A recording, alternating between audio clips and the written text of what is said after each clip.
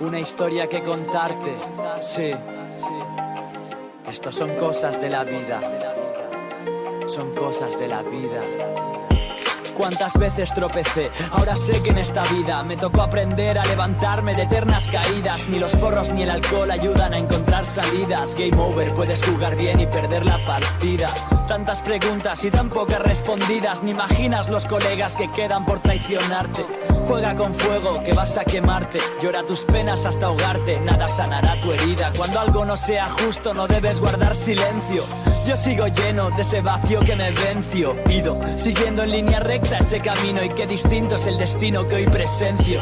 Cuando todo salga mal y algo te envista, resiste, no hay prisa. Recordarte aún me nubla la vista. Sigo siendo el pesimista aquel. Hoy sigo escribiendo sentimientos en cada papel. Tú los estás oyendo, amé con locura y pasión. Se rompió mi corazón, respeté tu decisión aunque no hubo una explicación. Me encerré en la habitación y en un rincón me puse a llorar. Dime de qué coño sirve si tú ya no estás. Quiero borrar de mi mente cada momento malo. Pensé, no voy a perderte volviéndome un confiado. Ahora en mis ojos se puede ver el rencor reflejado, el dolor de perder todo lo que estaba a mi lado. Son cosas de la vida, son cosas de tu historia, cosas del día a día y penas pero también glorias. Días en los que vuelas, días que te caes en fosas. En el jardín plantado hay mala hierba y también rosas. Son cosas de la vida, son cosas de tu historia, cosas del día a día y penas pero también glorias. Días en los que vuelas, días que te caes en fosas. En el jardín plantado hay mala hierba y también rosas. Un día más todo se nubla, ya no hay ganas de vivir, no hay nada por lo que seguir, ni motivos para sonreír. Hoy es solo otro día gris para compartir mis penas, aunque no me rendiré ni me voy a rajar las venas. Que nadie venga y ponga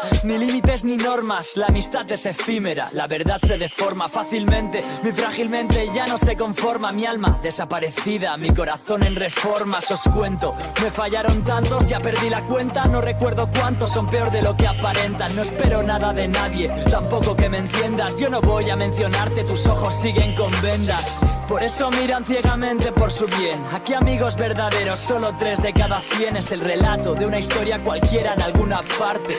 Van a fallarte, aquí no queda nadie fiel. Sé que el tiempo va cambiando, pero la gente también. Porque el tiempo va pasando y nunca se va a detener. Sé que quedan muchas cosas todavía que aprender, porque aún queda un camino en la vida que debo escoger. Son cosas de la vida, son cosas de tu historia, cosas del día a día y penas, pero también glorias. Días en los que vuelas, días que te caes en fosas.